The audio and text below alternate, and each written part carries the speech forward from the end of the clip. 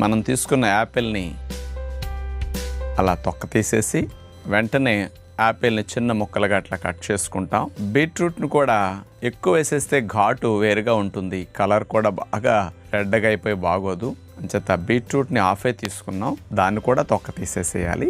అలా ముక్కలు చేసుకుని వాటిని పక్కన పెట్టుకుంటాం. అట్లాగే క్యారెట్,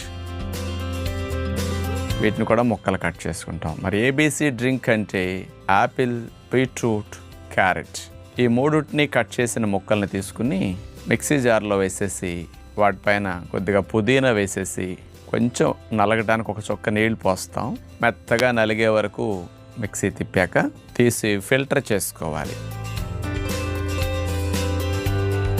ఆ జ్యూస్ని తీసుకుని గ్లాసులో పోసి తేనె డయాబెటీస్ ఉన్నవారైతే 1 to 1.5 స్పూన్ అట్లా వాడితే సరిపోతుంది. ఏబీసీ డ్రింక్ చాలా బాగుంటుంది.